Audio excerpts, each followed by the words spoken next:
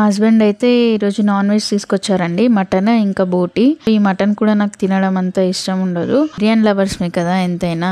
So half of the mutton అయితే పక్కకు తీసి పెట్టాను ఇలా, ఇంకా హాఫ్ ఆఫ్ ది మటన్ ఏమో కర్రీ కూడా ప్రిపేర్ చేశాను. ఇదేమో ఈవినింగ్ కోసం అని ఇప్పుడే మ్యాగ్నేట్ చేసి పెడుతున్నాను. సో ఇక్కడ నేను మటన్ కి తగినంత మసాలాలు యాడ్ చేస్తున్నాను.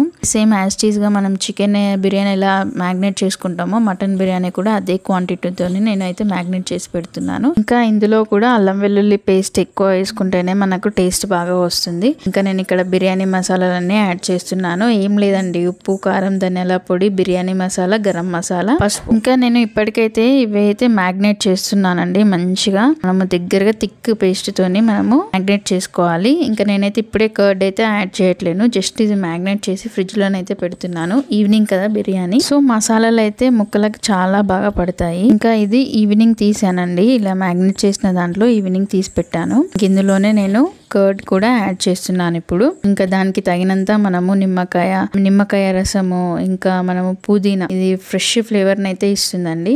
ఇట్లా మ్యాగ్నేట్ చేసుకొని పెట్టుకుంటున్నాను నేను. నాకు బిర్యానీ చేసి అలవాటు అయిపోయిందండి, ఇన్స్టాంట్ గా చేసేస్తున్నాను. ఇంతకు ముందు అయితే చాలా పెద్ద పనిలాగా అనిపించేది, కాకపోతే ఇప్పుడు తొందరగా చేసేస్తున్నాను. ఎంతైనా ఇష్టం ఉన్నదైతే ఎంత కష్టమైనా కూడా మనము ఈజీగా చేసేస్తాం కదండి. ఇంకా ఇక్కడ నేను ఆనియన్స్ ని చాప్ చేసుకుంటున్నాను ఆనియన్ ఫ్రైకి. ఇది బిర్యానీలో one of the main role కదండి, ఇది వేయడం వల్ల ఇంకా బిర్యానీ ఎక్స్ట్రా టేస్ట్ అయితే యాడ్ అవుతుందండి. ఇక్కడ నేను ఇంకో సైడ్ మాత్రము బిర్యానీకి ప్రిపేర్ చేస్తున్నాను. బాస్మతి రైస్ మంచి కడుక్కొని అందులో వేసిన ఐటమ్స్ ఇలా చెక్క, లవంగాలు, పుదీనా, కొత్తిమీర, షాజీరా కావాల్సిన ఐటమ్స్ అన్ని యాడ్ చేసుకుంటున్నాను ఇక్కడ. ఇంకా ఎక్స్ట్రా మసాలా అంటే ఎక్కువ స్పైసీగా తినే వాళ్ళే మాత్రము ఇంకొంచెం ఎక్కువ యాడ్ చేసుకోవాల్సి ఉంటుంది. ఇక్కడ ఇంకా మా పిల్లలు ఉన్నారు కదా, వాళ్ళ కోసం అని నేను అన్ని తక్కువ ఇస్తున్నాను. ఇక్కడ నాకు మా పిల్లలకు చాలా ఇష్టము బిర్యానీ అంటే. ఏంటోనండి, బిర్యానీ వారంలో 4 సార్లు పెట్టినా నేను తినడానికి అయితే రెడీగా ఉంటాను. ఇంకా ఇక్కడైతే ఇవన్నీ యాడ్ చేశాను, అది ఇంకో స్టవ్ మీద అయితే పెట్టుకుంటున్నాను. ఇక్కడ ఇంకో స్టవ్ మీద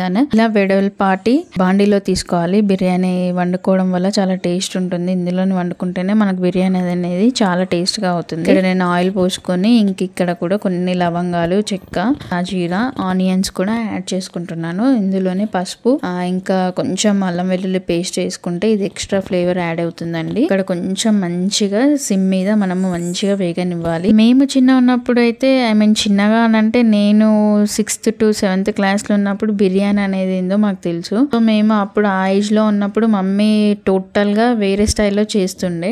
పచ్చిమిర్చి అండ్ పుదీనా, కొత్తిమీర ఈ మూడింటిని ఒక దగ్గర వేసి పేస్ట్ చేస్తుండే, అండ్ అందులోనే సాల్ట్, మసాలాలు యాడ్ చేసి దాన్ని ఉడకబెట్టి చేస్తుండే. ఆ స్టైల్లో కూడా బిర్యానీ చాలా బాగా ఉండేది. మా తాత అంటే మా మమ్మీ వాళ్ళ డాడీ మా ఇంటికి వచ్చినప్పుడు కంపల్సరీ మా మమ్మీతోని చేయించుకునేవాడు బిర్యానీ. ఇంకా ఇక్కడ నేనైతే ఆనియన్స్ అండ్ పచ్చిమిర్చి అయితే ఫ్రై చేసుకుంటున్నాను. ఇక్కడ ఫ్రైడ్ ఆనియన్స్ అయినా ఫ్రైడ్ పచ్చిమిర్చి అయినా నాకు చాలా ఇష్టము. ఇక్కడ బిర్యానీ మేము ఒకటి ఉన్నా పర్లేదు, మేము బిర్యానీ అలానే తినేస్తాము. కానీ కొందరైతే బిర్యానీ సూప్ లేనిది మాత్రం బిర్యానీ తినరు, అందులో మా హస్బెండ్ ఒకడు. ఇక్కడ చూడండి, మటన్ మనము ఎంత దగ్గరికి ఉడకబెట్టుకుంటే టేస్ట్ అంత బాగా వస్తుంది.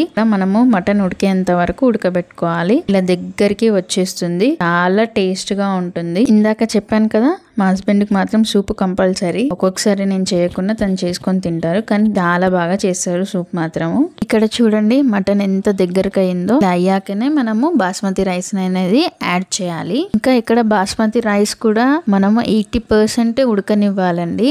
మరి మనం 90%, 95% ఉడకనిచ్చామనుకోండి అది చాలా మెత్తగా అయిపోతుంది, మనకు బిర్యానీ టేస్ట్ అనేది అస్సలు బాగుండదు.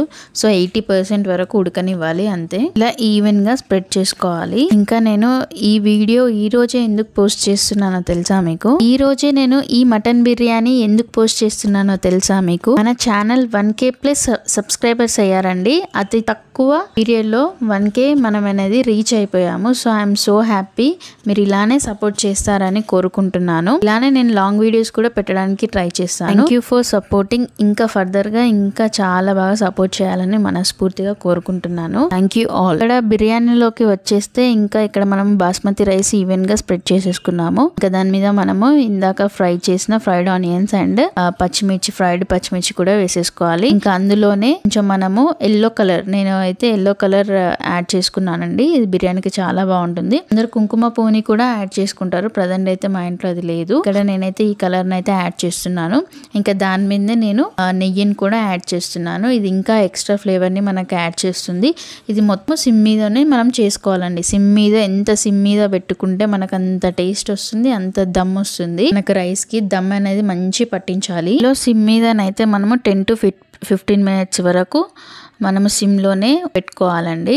తిప్పుతూ ఉండాలి మిడిల్లో. ఇలా 10 to 15 minutes అయిన తర్వాత కంపల్సరీ అయితే మనము ఒక 30 minutes ఓవరాల్ గా ఒక 30 minutes అయితే ఉంచుకోవాలి. రిమైనింగ్ 15 minutes అయితే ఇలా పాన్ పెట్టుకోవాలండి.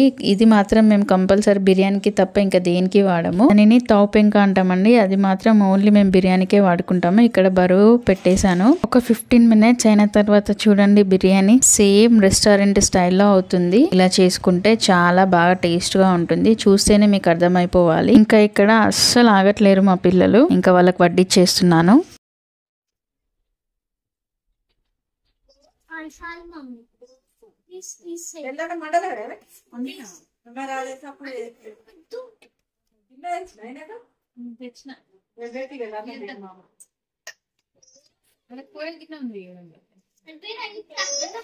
ఇక్కడ చూడండి మా పాప పీసేయు అంటుంది. అట్లుంటది మనం చేసిన బిర్యానీ. మీరు కూడా ఇంట్లోనే ప్రిపేర్ చేసుకొని తినేసేయండి. సబ్స్క్రైబ్ చేసుకోవడం మాత్రం మర్చిపోకండి. ఈ జన్మమే రుచి చూడడానికి దొరికెరా.